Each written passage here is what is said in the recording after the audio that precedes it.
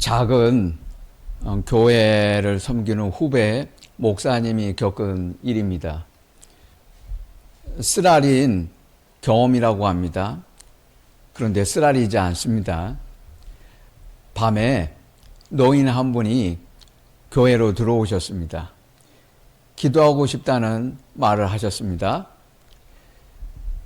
자신을 요셉이라고 소개하셨습니다. 성경에 많아요. 요셉도 있지만 요한도 있고 바울도 있습니다. 그런데 이런 분들은 하고 많은 이름들 중 요셉이 많아요.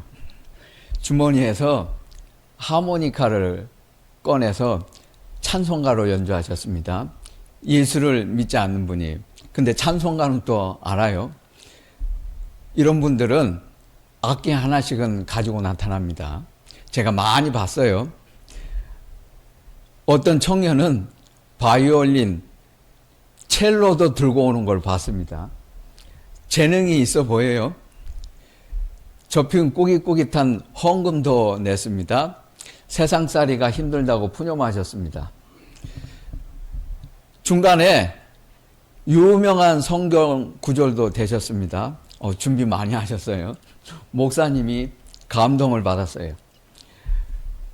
대화 끝에 붕어빵 기계라도 사서 열심히 살겠다고 돈 좀 빌려달라고 합니다. 그러니까 이쯤 됐으면 돈 이야기가 나와야 되는데 왜 안 나오지 기다리고 있었어요. 역시 머니 엔딩이었습니다. 조금 전에 헌금도 냈어요. 목사님이 그렇지, 한 영혼이 귀하다고 하셨는데 한 영혼이 귀하지. 또 목사가 가만히 있으면 안 되지. 사모님에게 연락을 했습니다. 생계자금은행에서 대출받은 게 있어요. 한몫 떼가지고 큰 돈을 가지고 오라고 했습니다. 이 노인분한테 이렇게 드렸어요.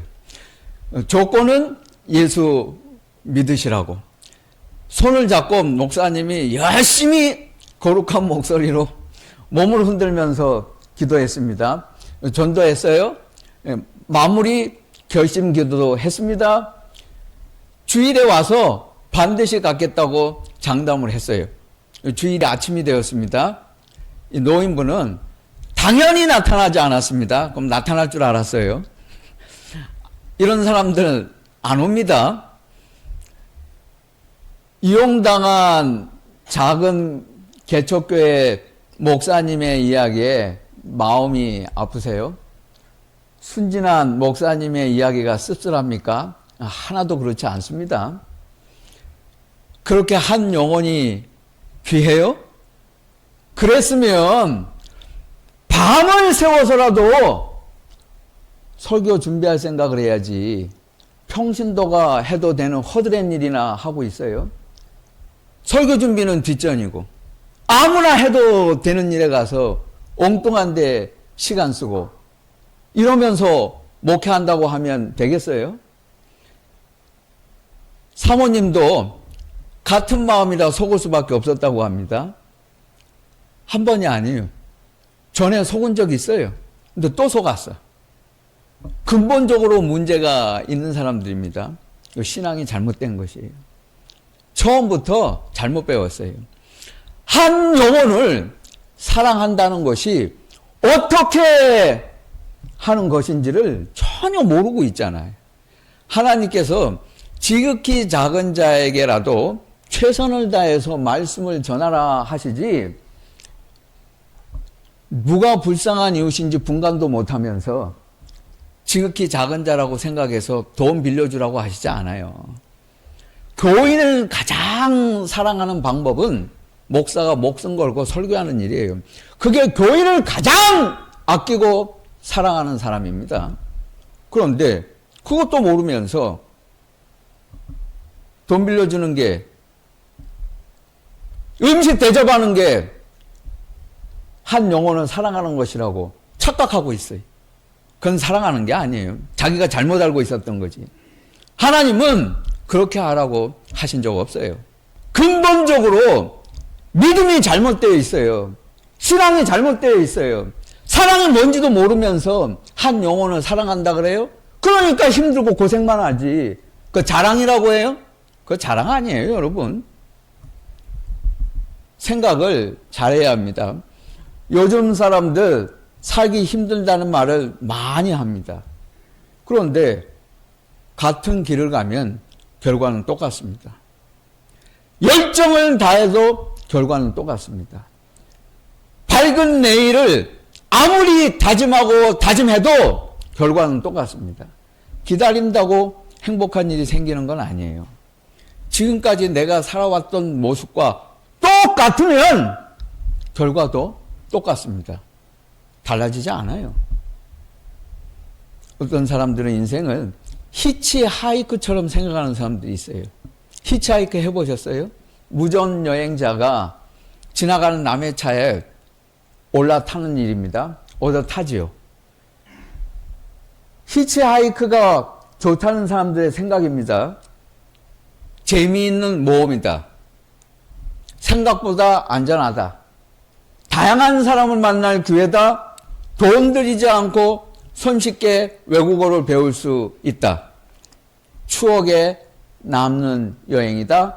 자신감을 키워준다. 하지만 호주, 오지, 아웃백에 가겠다고 여자 한두 명의 손 들고 서 있다가 배낭여행자 킬러 차를 얻어 타면 그 생각 싹 달아납니다. 이 시간에도 호주에서 15분마다 한 명이 사라져요. 연간에 3만 5천 명이 실종됩니다. 살다 보면 좋은 일 생기겠지. 어떻게 되겠지. 이 히치하이크처럼 생각하는 사람들이 있어요. 어떻게 되기는 뭐가 어떻게 돼요. 똑같지.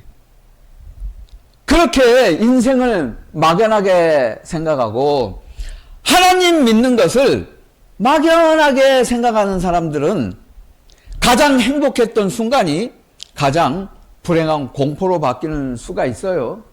그걸 생각해야 됩니다. 학습에는 4가지 유형이 있습니다. 배우기 전에 미리 준비하는 사람이 있어요. 예습입니다. 한국의 사교육 학원은 예습하는 것입니다. 미리 다 배워서 시험 잘 치고 미리 다 배우고 대학에 갑니다. 그러니까 대학에 가서 공부하지 않아요. 영어 배운다고 책이며 사전이며 죄다 사놓습니다. 시작하라 하면 안 해요. 사진 배운다고 바디 카메라, 삼각대, 케이스, 액정 필름, 필터, 렌즈 죄다 사나요? 시작하라 그러면 안 해요. 운동한다고 유명한 자전거, 옷, 헬멧, 장갑 사놨어요? 한두 번 타고 안 해요. 좌우간 준비는 잘해. 그런데 제대로 하는 건 아무것도 없어. 뭐만 자꾸 사놔. 그런데 실천하는 건 없어. 이런 사람은 준비하지 말고 하면서 준비하라고 해야 돼. 준비할 필요가 없잖아요. 배운 것을 반복하는 사람이 있습니다. 복습이에요. 반복은 히브리식 교육입니다. 구약 성경을 무한 반복해서 읽고 암기합니다. 예습보다 반복이 훨씬 더 효과적입니다. 좋은 방법이에요. 그러나 충분한 시간을 확보하고 반복해야 합니다. 한두 번 시도하는 것으로 되지 않아요. 모방으로 배우는 사람이 있습니다. 명작을 뺏기면 그림을 잘 그릴 수 있어요. 모창하다가 성악가가 되기도 합니다. 그러나 모방은 아마추어일 때 잠깐 하는 것입니다. 프로는 창조적입니다. 어쩌다 얻은 프로 자격으로 모방하는 것이 표절이에요. 현명한 사람에게 가서 배우는 사람이 있습니다. 신뢰할 수 있고 무언가를 이룬 사람과 함께 해요. 나보다 훨씬 나은 사람과 동행합니다. 좋은 스승이 좋은 제자를 낳습니다. 양 떼는 좋은 목자가 필요해요. 교인은 좋은 목사가 필요합니다. 자녀는 좋은 부모가 필요하고 직원은 좋은 사장이 필요합니다. 좋은 멘토를 만나는 것이 최고로 인생을 잘 배우는 길이고 행복합니다.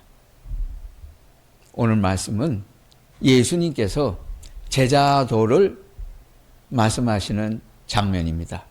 예수께서 내가 멘토가 되어 주겠다는 말씀입니다. 누가 나의 멘토가 되어 줄 것인가는 내 인생을 좌우합니다. 오늘 말씀은 성경 구절 가운데 가장 사랑받는 말씀입니다. 마태복음 11장 28절에서 30절입니다. 수고하고 무거운 짐진 자들아 다 내게로 오라.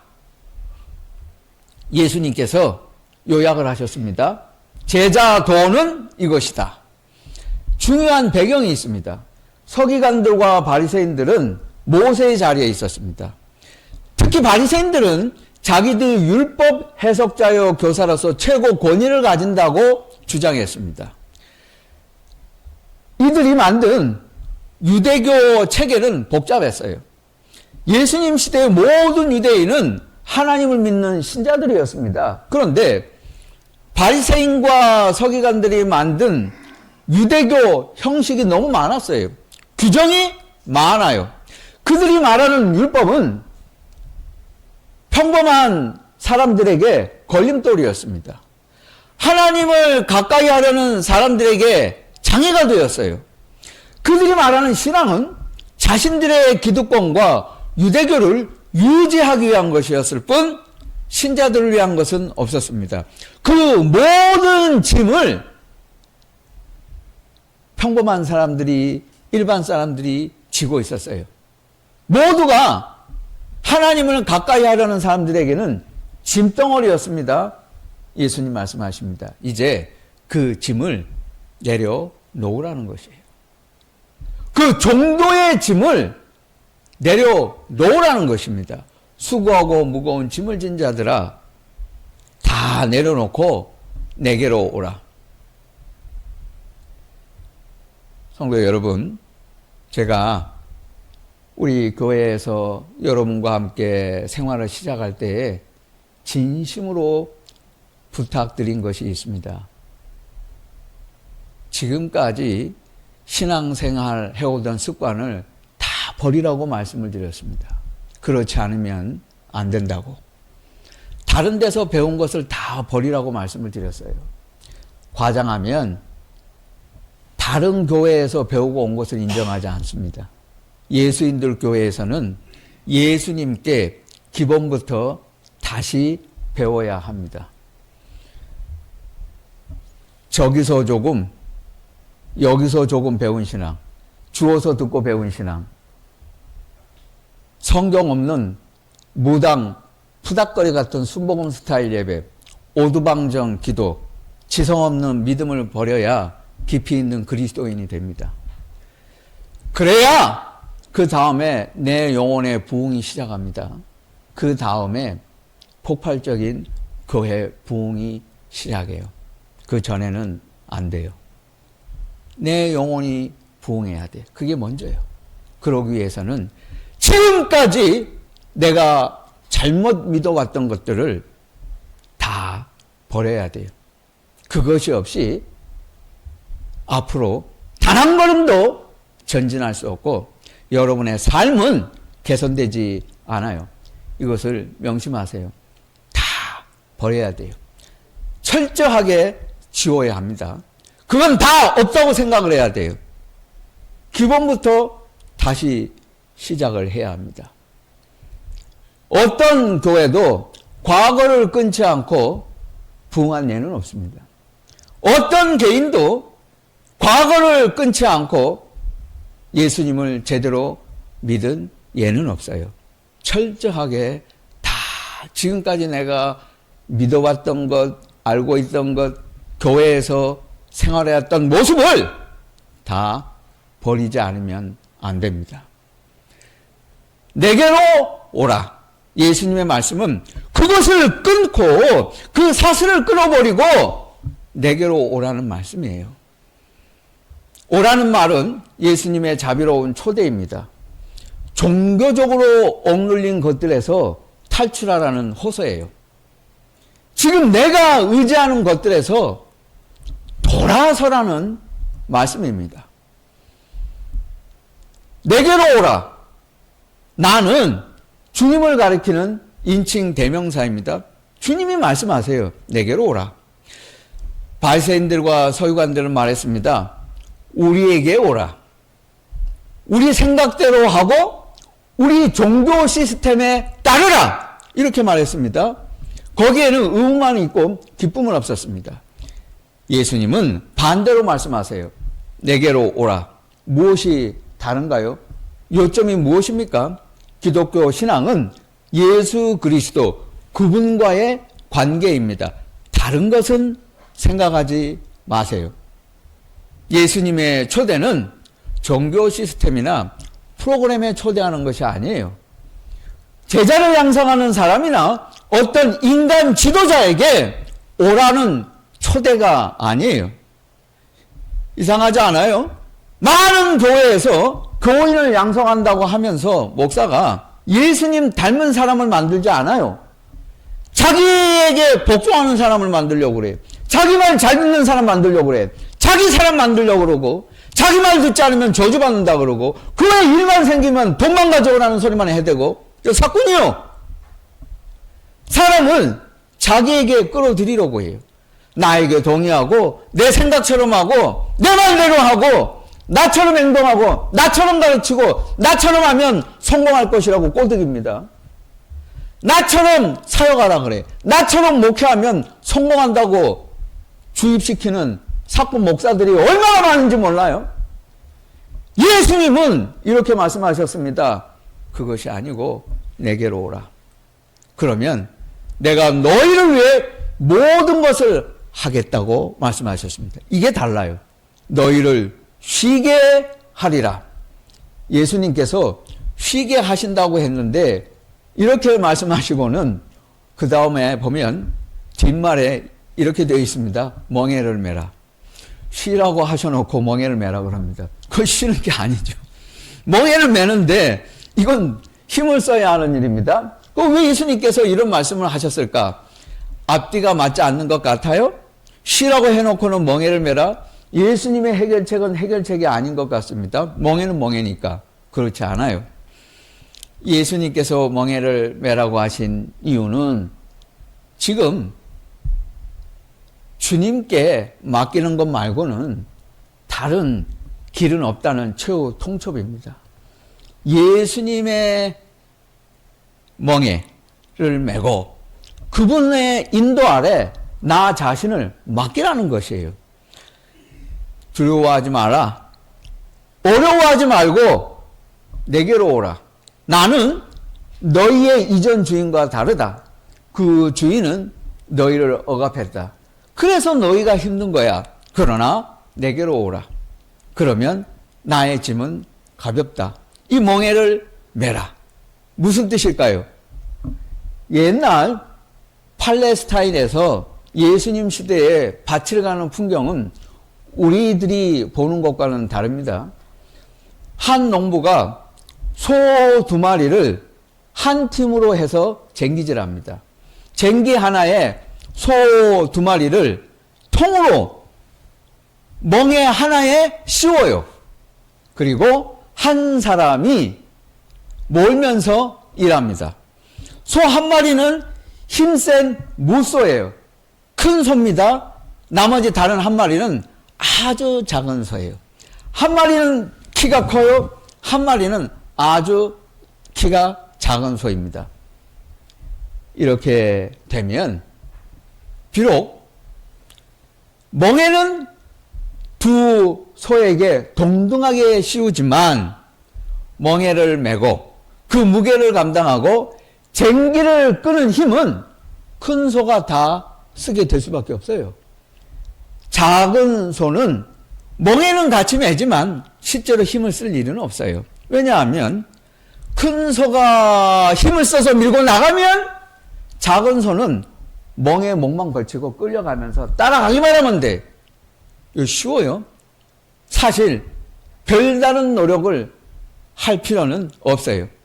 예수님께서 나의 멍에를 메고 내게 배우라. 내 멍에를 메라. 이 말씀의 뜻은 우리가 주님과 함께 멍에를 메는 순간 사실 내 인생의 모든 무거운 무게는 주님이 홀로 감당하시게 돼요. 끄는 것은 내가 아니고 주님이 끌고 가세요.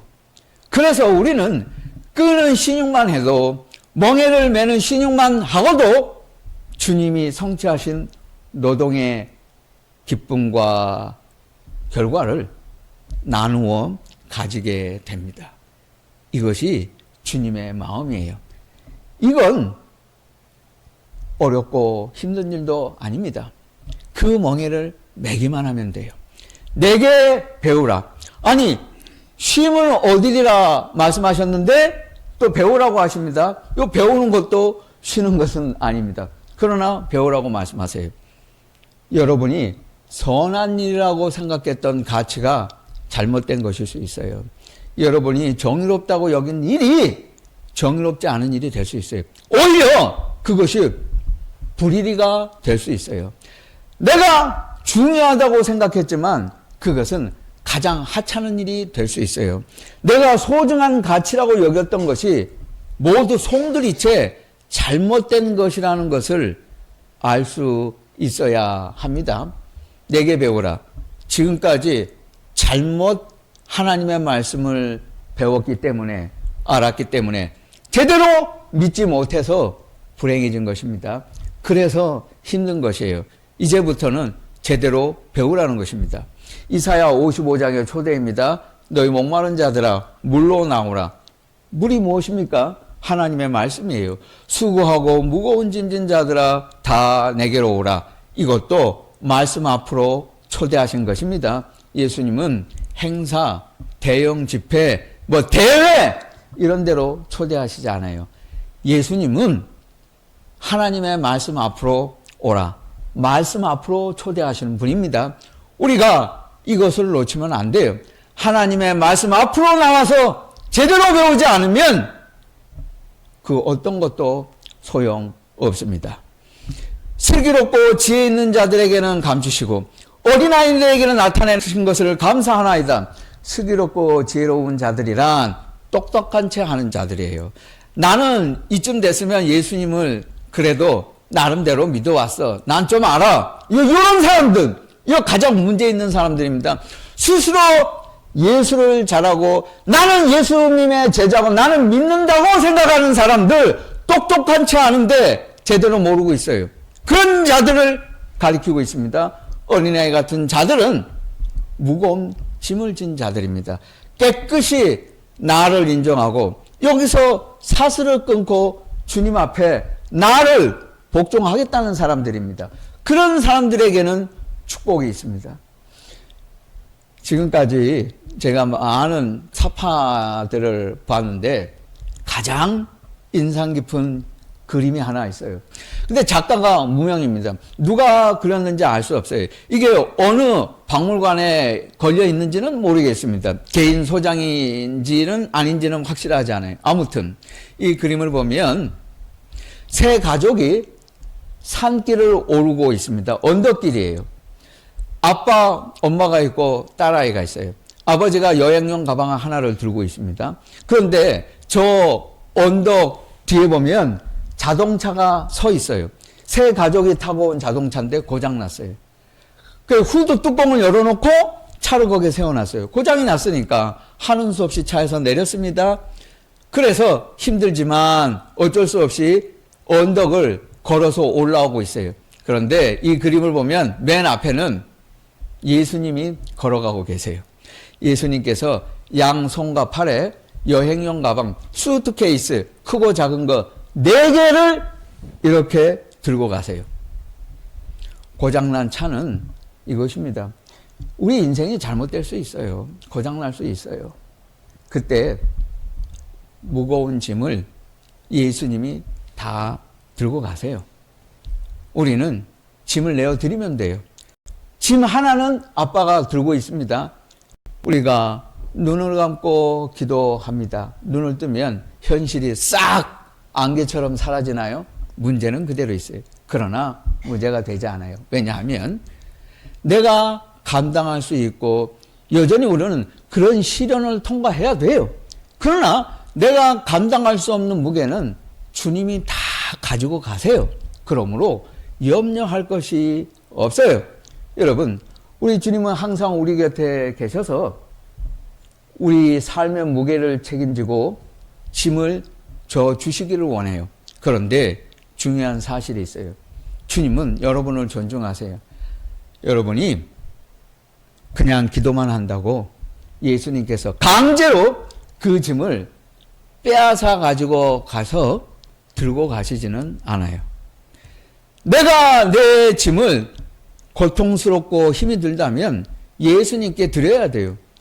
드리는 사람만 예수님이 들어주세요. 그러나 내가 그 짐을 맡기지 않겠다는 사람은 예수님이 가져가시지 않아요. 이제 많은 그리스도인들의 엉터리 기도가 있어요. 내가 여전히 그 짐을 꼭 내 손에 쥐고 있으면서 문제가 해결되기를 바라요. 그런데 그 짐은 예수님께 드리지 않고 있어요. 그러면서 해결되기를 바라요. 그런 일은 없어요. 그 짐을 드려야 돼요. 그리고 잊어버려야 돼요. 왜 힘들어요? 왜 여전히 고생입니까? 그 짐을 내가 지려고 하잖아요. 내가 다루려고 하니까 그거 어렵잖아요. 그거 되지도 않는데 지금까지 하던 방법 그대로만 살아봐요. 지금까지 믿던 방법대로 믿어봐요. 지금까지 기도하던 그 습관대로 그 모양대로 한번 기도해봐요. 10년이 지나도 30년 지나도 그 사람 똑같아요. 절대로 성숙한 그리스도인 되지 않아요. 이제 모든 짐을 내려놓고 가십시다. 쉬고 싶으세요? 참으로 안식을 얻기를 원해요?